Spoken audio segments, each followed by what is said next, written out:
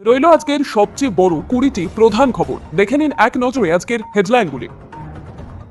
একটা চ্যাংরা police officer hero সেজেছে, ওর কুকীর্তিটা শুভেন্দুর নিশানায় কে?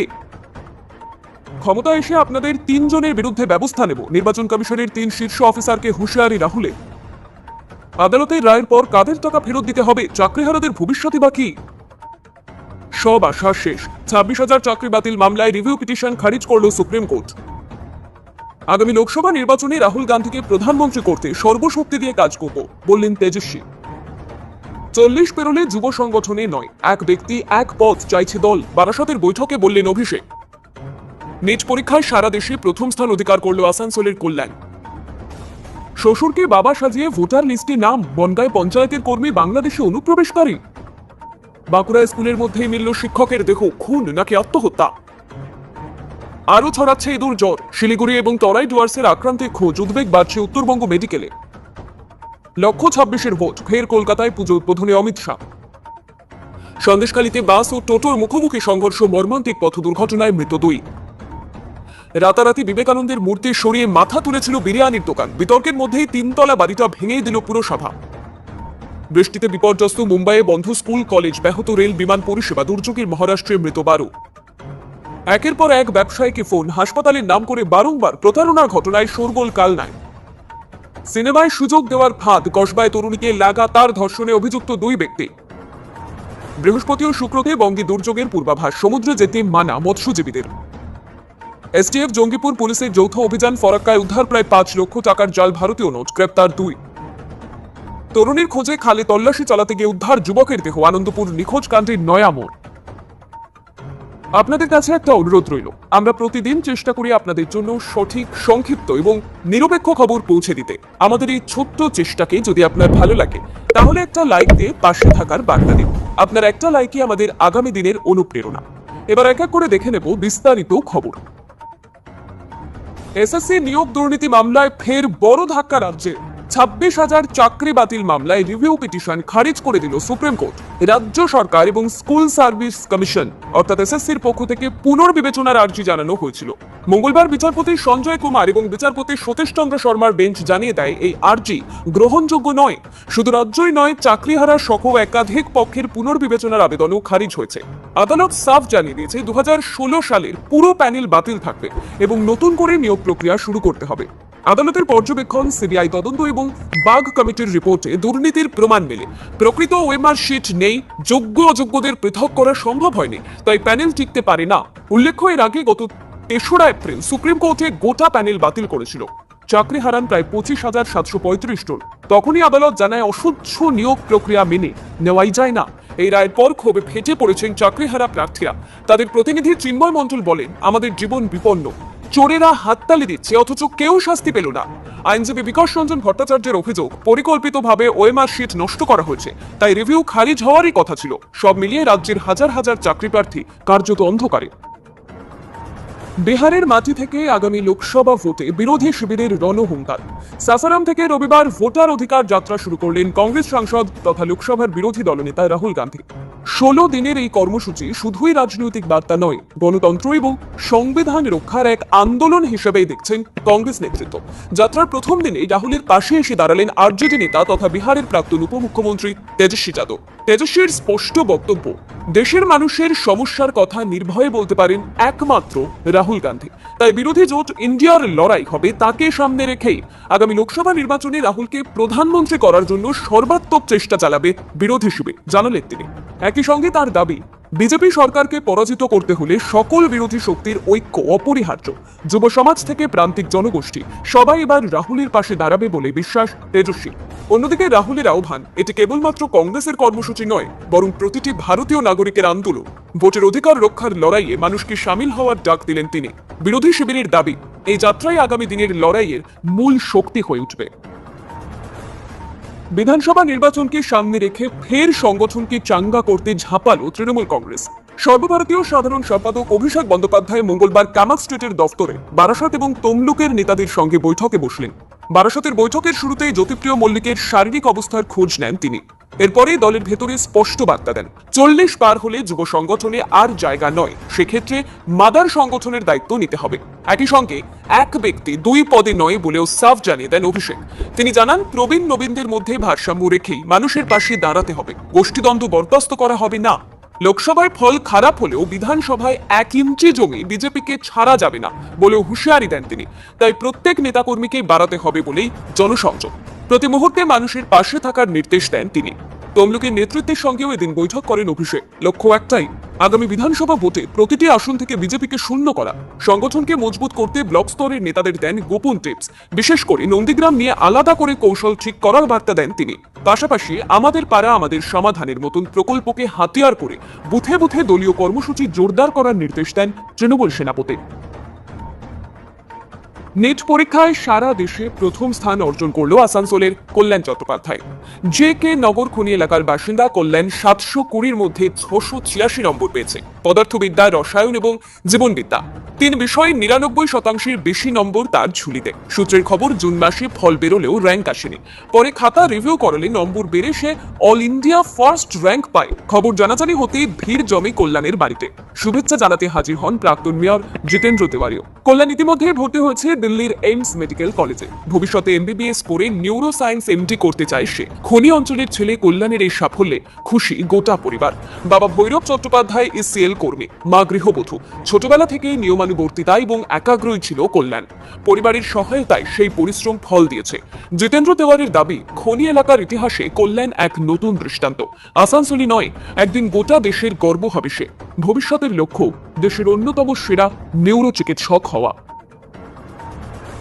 উত্তর 24 পরগনার বনগাঁয় ভোটার তালিকা নিয়ে চাঞ্চল্য। অভিযোগ উঠছে, শ্বশুরকে বাবা সাজিয়ে ভুয়ো ভোটার কার্ড বানিয়েছেন এক বাংলাদেশি অনুপ্রবেশকারী। শুধু তাই নয়, স্থানীয় পঞ্চায়েতে অস্থায়ী কর্মী হিসেবেও কাজ করছেন তিনি।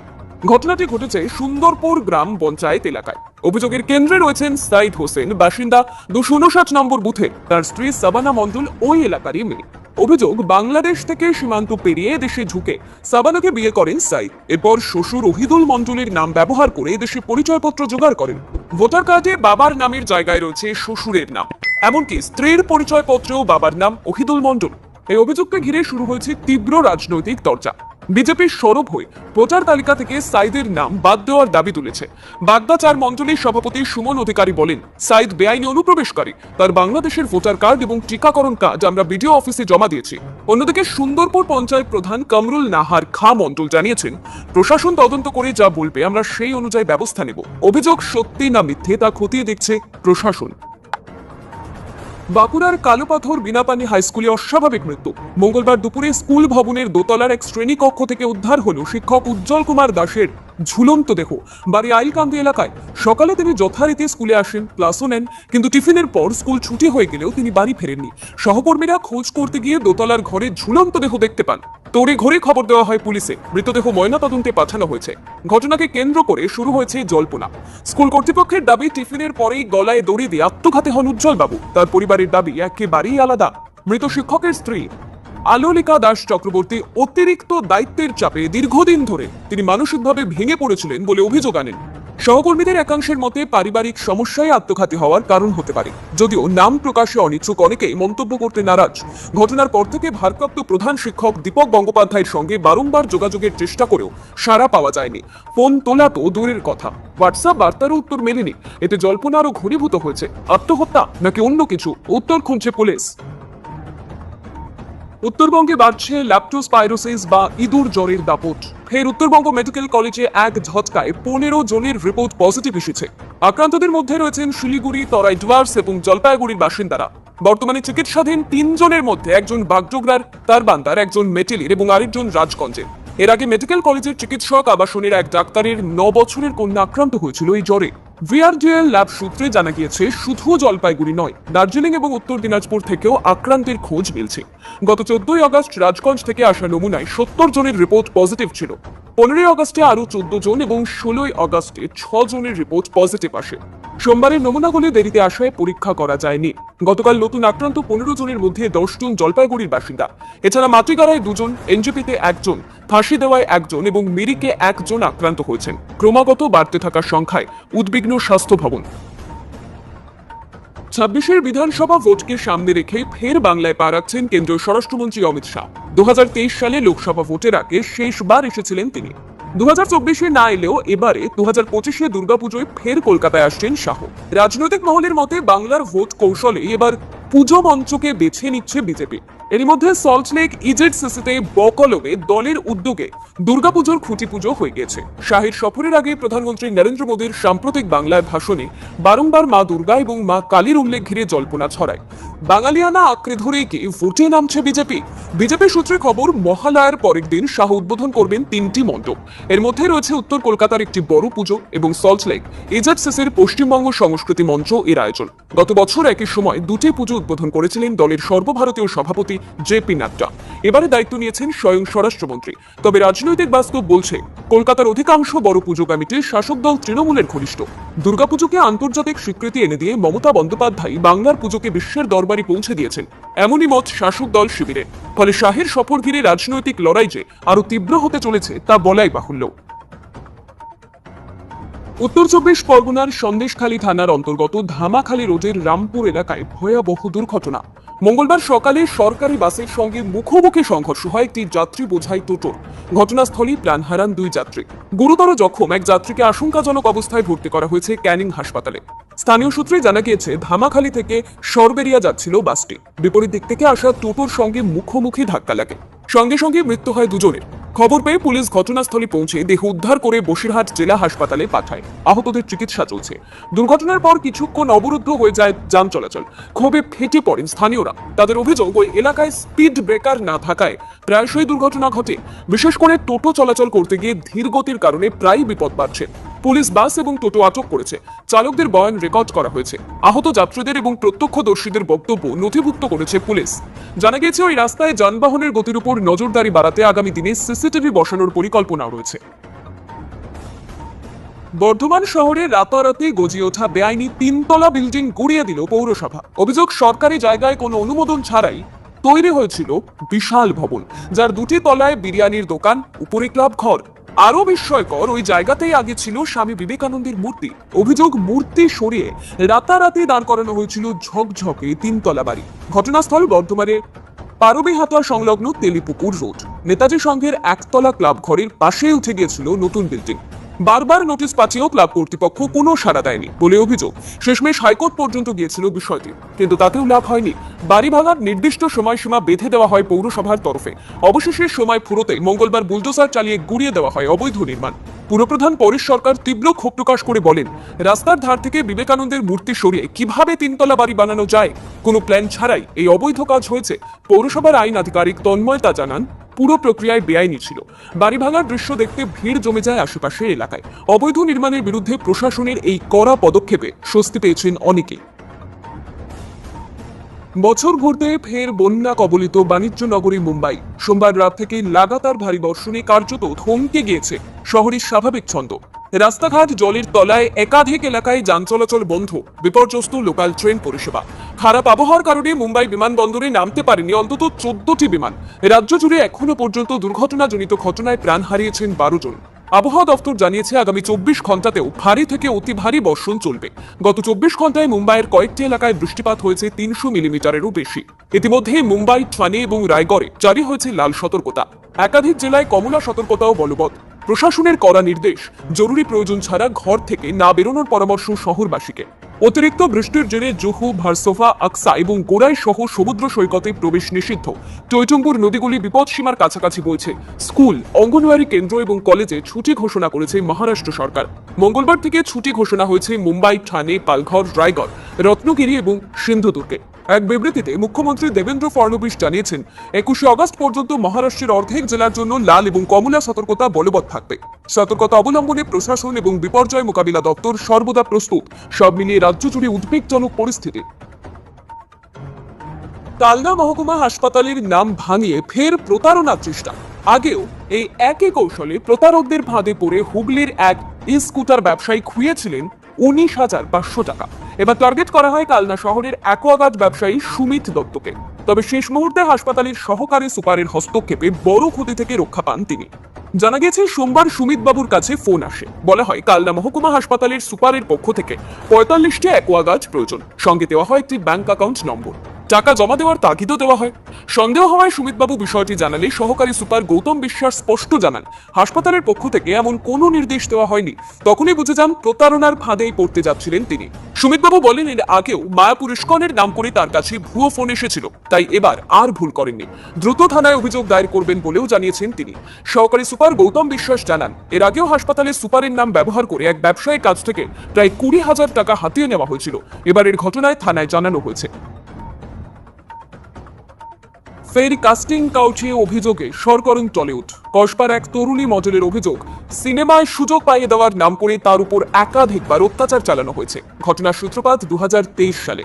অভিযোগ, কসবার একটি বাড়িতে অডিশনের কথা বলে ডেকে নিয়ে যাওয়া হয় তাকে, কিন্তু কাজ না দিয়ে দিনের পর দিন শারীরিক নির্যাতনের শিকার হতে হয়। অভিযুক্ত দুই ব্যক্তি SS উদ্দিন এবং রাজস্বী দে নিজেদের ফিল্ম ইন্ডাস্ট্রির সঙ্গে যুক্ত বলে দাবি করেছিলেন।